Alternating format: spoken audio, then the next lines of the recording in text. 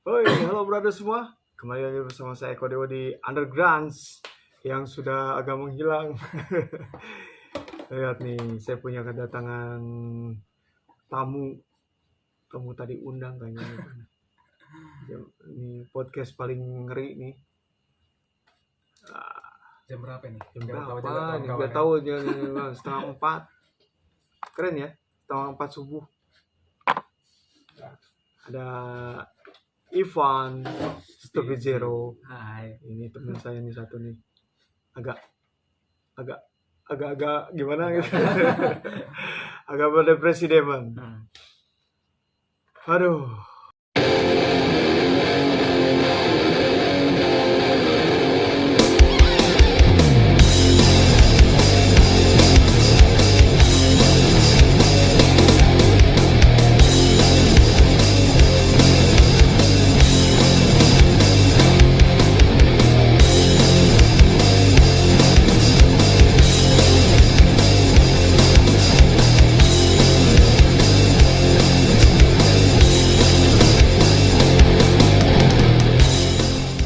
Udah lama ya Pan, tadinya mau berapa kali gitu kita mau janjian, akhirnya berhasil kita ketemu sini. Walaupun sebetulnya dari tadi asik banget sih kalau kita ya sebelum ini kita ngobrolin panjang lebar kemana-mana. Yang mau saya tanyakan sekarang, Stupid Zero. Kabar terakhir dibekukan apa Dibekukan. apa nih? Dibekukan atau gimana nih Pak? Sorry nih brother, buat kawan-kawan yang di band kemarin tuh ya banyaklah konflik di kehidupan lah. Kena GK lah ya, gelombang kehidupan. jungkir balik segala macam. Tiba-tiba dalam kesendirian ini band harus dibubarkan dan akhirnya menyesal. Bubar apa vakum sebenarnya? Tadinya dibubarin tuh, ngomong ke anak-anak, kita bubar aja. Wah. Oh gitu, seperti Iya. Sempat dibubarin ya. Tapi akhirnya vakum dulu. Lama banget nggak ngobrol-ngobrol lagi. Setelah berapa bulan kemudian si Dimas kita buat warung kopi nyatu lagi dah. Udah kita baikan lagi aja udah. Jadi aktif lagi nih sekarang. Iya. Wih, bahaya nih kan. Dengan aktif lagi berarti aktif ya. Aktif. Podcast Aktif ini kemarin juga teman-teman dari Bekasi ini suruh buatin video apa sih namanya tuh? Apa namanya bro? Apa tuh? Kalau ngucapin selamat itu. Testimoni gitu ya. Testimoni. Buat event mereka di sana. Kebetulan teman-teman kita tuh. Jadi di situ jadi momen lagi buat ngumpulin, ngomong-ngomong serius, tiba-tiba ngomongin sound, drum, ya gitulah. Mulai diulik lagi nggak lagu-lagu yang kemarin apa bikin baru lagi? Enggak, jadi materinya udah siap. Tetap materi yang udah dibuat di 2014 dibuat. Ada beberapa yang harus dituju gitu soundnya gitu. Artinya pada saat setelah di album Anomalia itu kita harus punya sesuatu lagi nih yang baru. Bisa aja sih kita buat lagi Anomalia kedua, cuman buat apa juga kan? Kita maunya tuh yang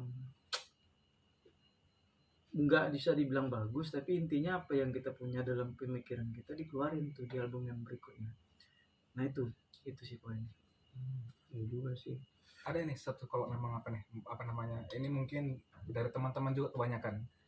Ada yang bilangin ini Stupid Zero abis dari album Anomalia nampaknya kesulitan nih untuk bisa ngelampauin album Anomalia gitu. Maksudnya menjadi masterpiece gitu ya, yang mungkin sulit buat Stupid Zero lampauin. Itu gimana kira-kira? Memang statementnya ada benarnya atau gimana? Emang kesulitan apa kan? Apa kesulitannya? Apa ya, mungkin kayak band aku pikir maklum lah ya, maksudnya ada apa namanya, tiap band itu ada punya keistimewaan sama mungkin albumnya atau lagunya yang mungkin buat dia itu sulit melampauin gitu. Ini kejadian nggak nih di Stupid Hero atau mungkin itu cuma apa namanya, opini-opini doang? Oke. Kita juga bukan Tuhan kan ya. Maksudnya kita tadinya kan buat album itu kan nggak mikir-mikir nih laku atau enggak atau apa gimana. Cuman kan kesampean gitu, apa yang mau kita pikirkan tuh keluar gitu. Jadi setelah buat Anomali malah Nah. kepikiran. Terus waktu pas di album Anomalia itu keluar juga awalnya juga ngomong ke anak-anak, kita nggak bisa memperkenalkan band ini secepat ini gitu. Artinya tanya tuh boleh sama personil yang lain, album ini akan dibicarakan orang 8 tahun lagi lah gitu, untuk bisa jadi dibicarakan lagi. Kalau sekarang orang masih aneh lah apa semua, nggak tahu ya. Setelah dirilis album itu berarti 8 tahun tuh 2012. Setelah berikutnya 8 tahun dari setelah itu 2020-an baru orang ngeh itu ternyata ada unsur-unsur, banyak unsur lah gitu yang di dalam itu yang wih. Misal gini nih, ada nih teman kita nih, entah kenapa era post rock tiba-tiba tuh jadi gelombang baru di sini gitu. Post rock. Segala sesuatu yang menggunakan delay, menggunakan noise berlebihan. Akhirnya orang balik lagi gitu ngelihat, ini ada band yang udah pernah ngebuat ini sebelumnya gitu. Nah tadinya juga kita buat kan, kita sebutnya tuh kayak monyet dikasih mainan. Kita nggak tahu gunanya efeknya apa. Waktu itu lihat tuh ya delay 3 itu udah dibeli aja udah. Waktu itu ya lumayan lah ya, punya usaha yang bagus lah. Artinya Jadi ternyata si DD3 itu fungsinya pas begitu diulik ya nggak pikir juga nih gimana cara mainnya. Gitu. Udah selesai, ditimpa aja udah. Jadi apanya sih ya, gelombang-gelombang delaynya itu diikutin aja patternnya itu. Udah lepas dari itu vokal nih. Vokal gue tuh kan cempreng banget. Artinya kalau itu di mulus banget tuh nggak tertarik lah gitu. Anjir nih suara gimana, pas-pasan. Itu menurut pribadi ya, karena itulah ya, artinya nggak pede lah gitu ya sama apa gitu. Diefekin aja ya. Seharusnya tuh efeknya tuh toa sebetulnya.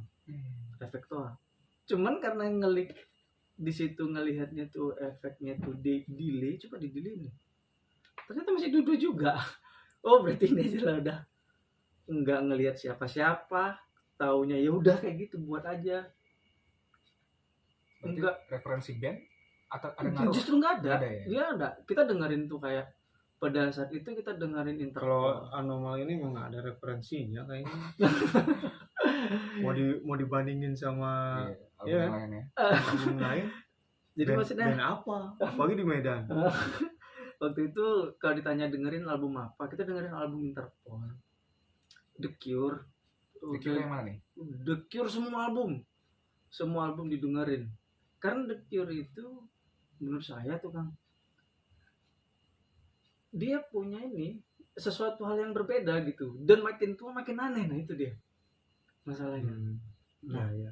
Setelah itu keluar waktu itu album si Interpol, lupa yang itu, yang cover yang merah itu Interpol. Apa ya namanya? Interpol kurang dengerin juga. Kalau The Cure masih dengerin. Ya lupa sih. Nah itu lagi album Blood Flowers. Jadi kok kayak kemurungannya itu nyampe nih di kita gitu. Setelah didengerin lagi benar-benar ini Joy Division nih. Balik-baliknya lagi ke Cobain lagi nih gitu jatuhnya. Jadi si Kurt Cobain dengerin Joy Division. Ya kalau dia akhirnya keluar lagi dengan wajah yang baru, si Interpol ini tadi, ya arwahnya itu juga sih sebenarnya yang disampaikan hari ini. Abis itu dengerin si Guros. Kok ada ya band seaneh ini gitu yang yang punya bahasa yang bukan berbahasa negaranya lah setidaknya gitu. Gak usah lah berbahasa Inggris nih, negaranya sendiri gitu, Islandia. Nggak berbahasa Islandia sekalipun, bahkan dia menciptakan bahasa sendiri gitu. Anjir, ini pen apa lagi gitu. Nah, sebelumnya ya memang ada sih Sonic Youth gitu yang apa? Ya eksperimental kayak gitu ya. Ya, sebetulnya. yang kayak gitu-gitu, yang eh yang aneh-aneh gitu banyak lah yang kita dengerin gitu. Tapi kita nggak mau juga yang kayak band yang udah pernah kita dengar. Pernah ada satu lagu yang kita buat tuh partnya nggak mirip sih sebenarnya, cuman auranya itu loh Kang, mirip-mirip Smashing Pumpkin nih. Langsung aja di delete langsung Kang, part gitar sama bass dibuang, drum aja tinggal, karena itu mirip gitu. Nah itulah kenapa album itu nggak punya kesamaan di banyak band lain gitu. Udah gitu si waktu album itu mau dirilis itu Kang, saya dengerin itu ada kali ribuan kali gitu. Layak nggak nih album dikeluarin gitu? Ada ragunya berarti. Iya, Ragu. artinya ragunya gini. Kalau ini album ini dilepas, orang nyampe nggak nih dengerin gitu? Sampai kepikir ini mau di free kan? Ini album di free gitu. Dan terbukti Artinya diterima. jadi ada satu label yang tiba-tiba buat inilah gitu ya. Berarti kalau udah ada satu label berarti udah Nah ya, udah terbukti ya kan. coba dia post status gitu. Coba ada label Bogor namanya siapa? Dexter ya. Dexter tuh bilang kalau siapa gitu kalian yang punya band, aku mau dengerin ini gitu, kirimin demonya terus aku inbox gitu Kang. Pas di inbox kasih 3, minta 3 lagi. Akhirnya cuma kirimin semua gitu dengan low resolution aja gitu, maksudnya biar bisa dia dengerin aja gitu sebagai referensi, bukan buat ini gitu, macam-macam juga. Akhirnya waktu kita kasih ke dia, minta nomor kontak semua segala macam. Wah, kayaknya punya gitu loh, punya sesuatu masa depan nih kayak di band gitu, dapat gitu ya. Nah ya, terus begitu ngobrol saya temuin langsung dia si Mas, siapa sih namanya, si Jimmy. Jimmy saya temuin langsung tuh ke Bandung, dia ngobrol Bogor, dia ke Bandung karena kita janjiannya di Bandung ya. Waktu saya mau waktu di Bandung ngobrol ke dia itu, mau sorry nih Miranti Boral, apa namanya, Musafir. Jadi aku ngomong sama Kang Jimmy itu, lumayan tuh, keren juga tuh. Ada apa kan? Enggak, aku mau jumpain anak-anak di sini yang satu agama lah. Satu agama lah, anak-anak Grans-nya Bandung ini gimana sih gitu. Terus mau jumpain siapa itu, si Miranti. Menurut gua Pan, lu bagusnya nggak usah. Kenapa emang? Ntar lu ngomong gak nyambung ke dia. Oke. Lain hal, satu hal dan lainnya nggak jadi. Terus kita ketemu tuh sama si anaknya Freak, si Budi. Freak. Si adiknya si Kepompong tuh si Dan Tosca. Nah kan dia punya band Shogi itu. Dah kita ketemu sama pemain gitarnya si Budi.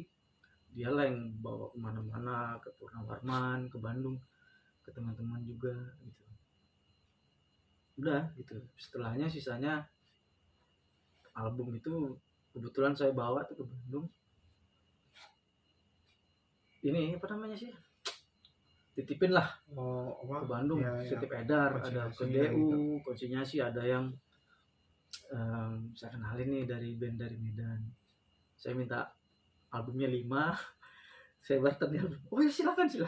Ya bagus lah sambutannya karena mungkin packagingnya trading ya. Nah ya, trading mungkin dia bagus ngelihat covernya semua segala macam, nah kayak gitulah intinya. So what next? Berarti Nanya yang tadi apa nih? Jadi lupa nih. berarti berhasil Kak. Albumnya berhasil. Oh, ya. Berapa banyak Pak Maksudnya kemarin gini, dirilis? lima. Tadi kan agak ada sedikit keraguan ya, Mm-mm. albumnya mau dirilis kok enggak sampai dengerin Iya. bapak nggak. Akhirnya kan diterima tuh, maksudnya mah ada label gitu yang mau merilis gitu. Jadi di dicetak label tuh 500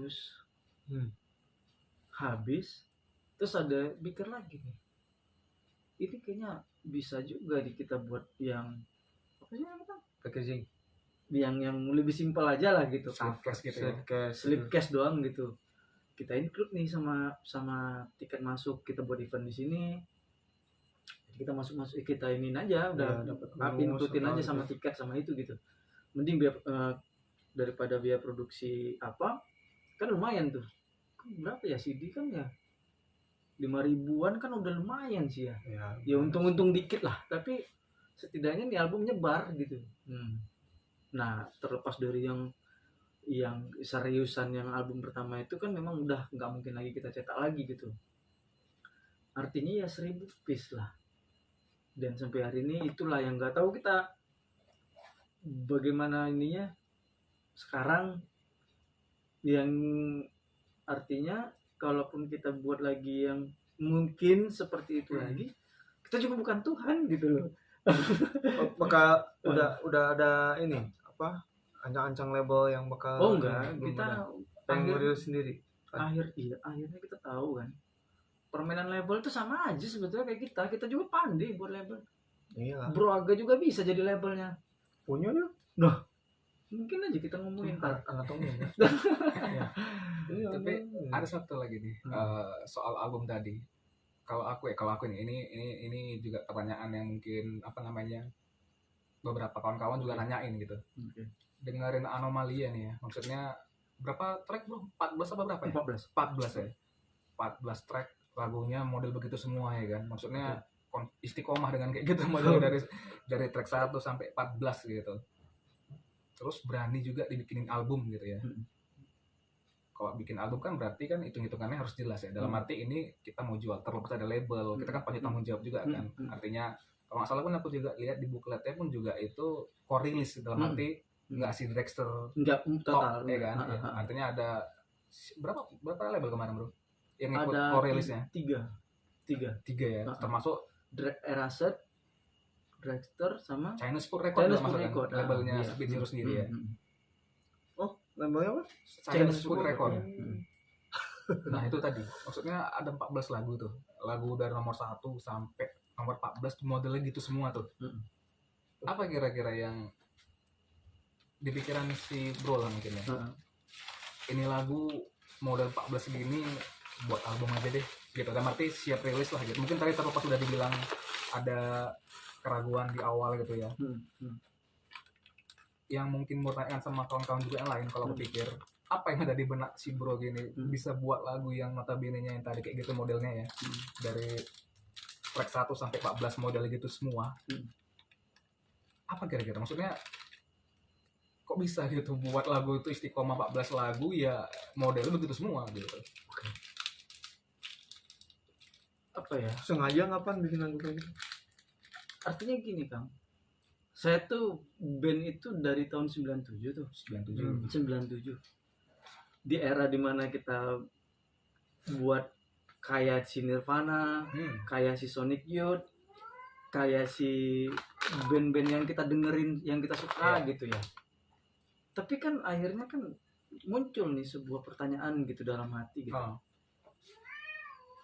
Ini kita nggak mungkin gitu kalau kita buat band yang udah pernah ada gitu.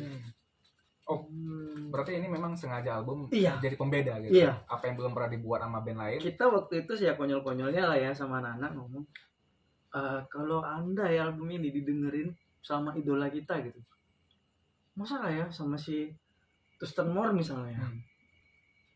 Ini adalah pengembangan dari band kalian, Sonic Youth. Jadinya lah kami gitu. Kita merasa nggak malu gitu. Artinya kita bukan sebagai penciplak mereka gitu. mengembangkan apa yang kita dengar nih dari mereka gitu.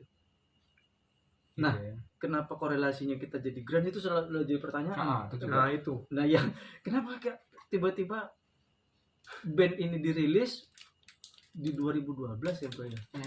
Terus banyak pertanyaan nih. Di mana korelasi kalian ke grunge. ke grunge gitu ya? Sedangkan kalian dibilangnya band grunge. Lah aneh. Iya. Iya. Malah Iya kalau kan? orang yang menyematkan ini suges nih Ah, jangan ah, ah, ah. atau yang lain-lain lah ya gitu ya. Ah. Dream pop mungkin macem-macem gitu ya. Yang pasti bukan grunge gitu band. Iya. Ngelek musik di mana era kejayaan grunge itulah di penghujung era kejayaan grunge tuh di 97 itu kan apa ya, kebangkitan kedua lah ya. Setelah mati di 94, kebangkitan berikutnya di 97 itu band-band indie kebanyakan tuh bangkit lah, sama tumbuhnya gitu, besarnya sama. Masuknya ke second wave. Second wave. Gelombang kedua. Jadi si album ini tadi si apa yang tadi mempengaruhi gitu apa yang kita dengar gitu. Siapa tadi maksudnya? Si album ini tadi akhirnya jadi seperti itu Oh. mempengaruhi itu. Jadi kalau kita ditanya kalian alirannya, saya secara pribadi kalau ditanya yang lain daripada grunge tuh nggak ngerti, karena tuh paling tahu paling lama diglutin gitu ya, memang grunge gitu. Banyak band yang kita dengerin Berarti secara sadar memang klaim Stupid Zero itu grunge. grunge memang karena beberapa contohnya gini ya, patternnya itu di banyak lagu itu hanya ada dua kunci gitu, hanya ada dua kunci. Iya. Tapi bagaimana dia seperti terlihat seperti berbeda gitu, tapi tanpa orang sadari itu seperti kok ya apa ya namanya, kok jadi aneh kayak begini. Sebetulnya itu ya secara ringkasnya itu ya hanya dua part aja. Mungkin 80-70% tuh ya itu gitu-gitu aja sih sebetulnya kuncinya. Tapi kenapa itu menjadi sebuah pertanyaan? Kenapa apa? Kita juga kan dengerin banyak band nih, dan kita sialan nggak mau tuh kayak mereka gitu, nggak mau. Siapa ya? Kita denger Nirvana, terus ada band lagi yang bawa yang kayak gitu bikin rilis album. Buat apa juga gitu kita dengerin? Karena ada yang lebih bagus dari itu gitu. Atas pertimbangan dasar itulah gitu.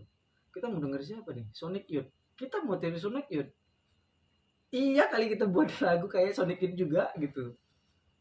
Iya, dan ada yang lebih bagus lagi, kenapa kita tiru gitu? Muncullah ide itu gitu.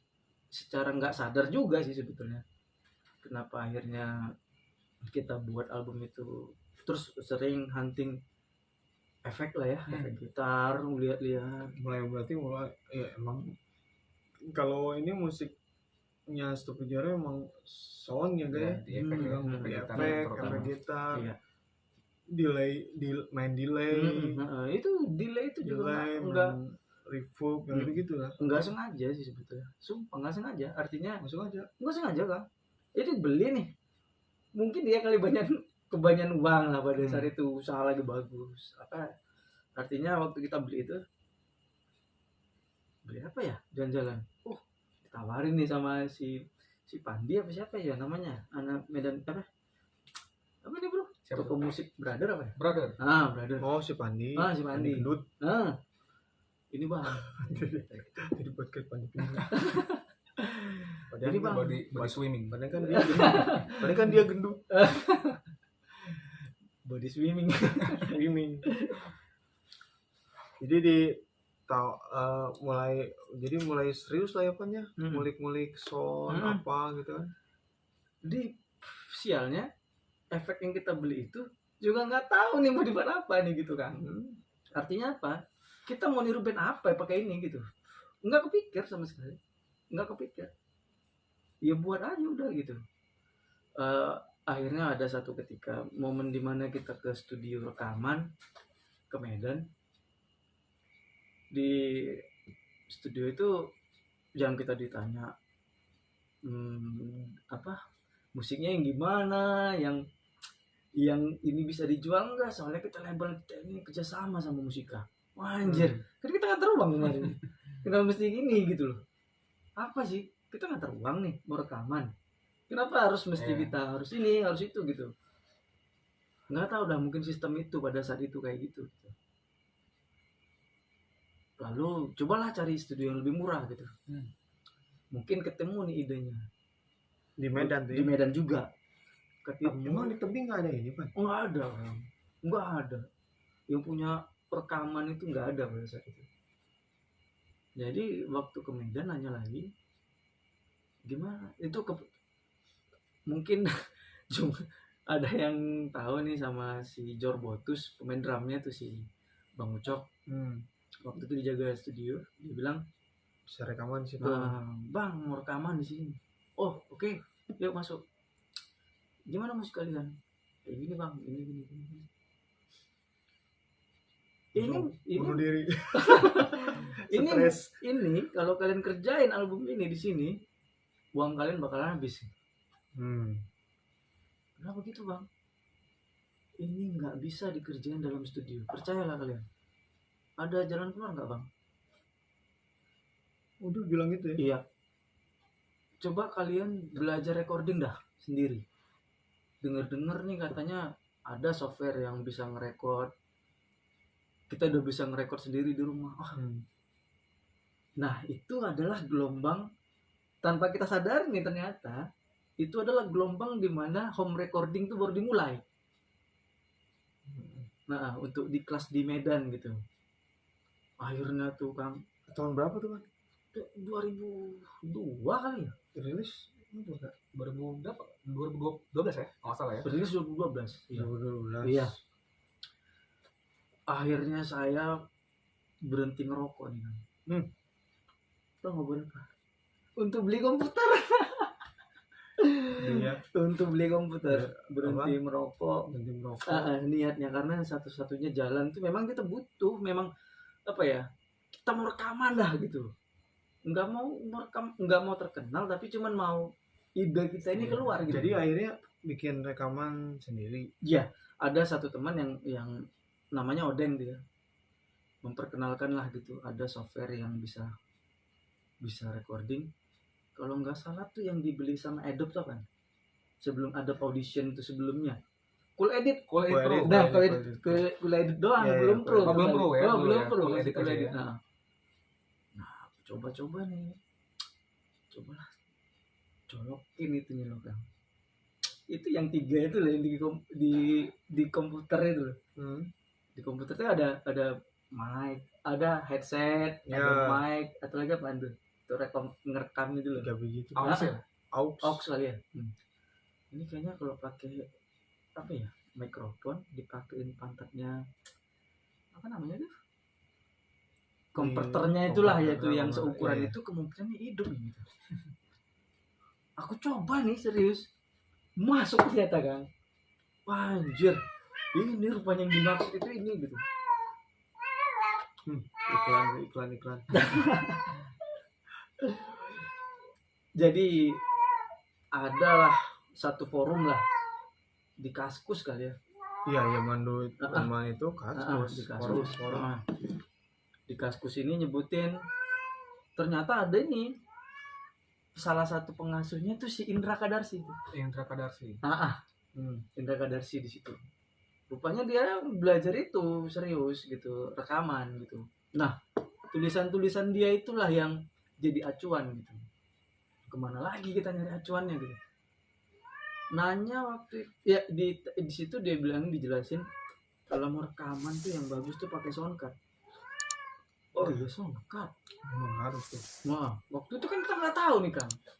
Soundcard itu apa gitu. Kartu suara lah intinya gitu ya. Kartu suara ini berarti ada diciptakan nih buat rekam. Tanya lah ke toko ke sini nih. Belinya tahu nggak nih bro? Di PDAM. Samping itu ada hotel tuh. Terus ada gang tuh, ada gang kecil tuh jual peralatan elektronik komputer paling banyak gitu ya. PDAM ya? Hotel Chinese itu. Bukan sih itu. Oh apa namanya tuh? Apa sih? Iya. Hotel apa nomor makan? Hotel. Ya? Nah samping itu. Belilah soundcard di situ, mereknya kreatif pada saat itu. Kreatif murah sih 300.000. si kreatif ini ternyata setelah dipakai terciptalah berapa lagu gitu. Tercipta berapa lagu? 3 kali pada saat itu. Diperdengarkanlah sama teman. Wajir, ini band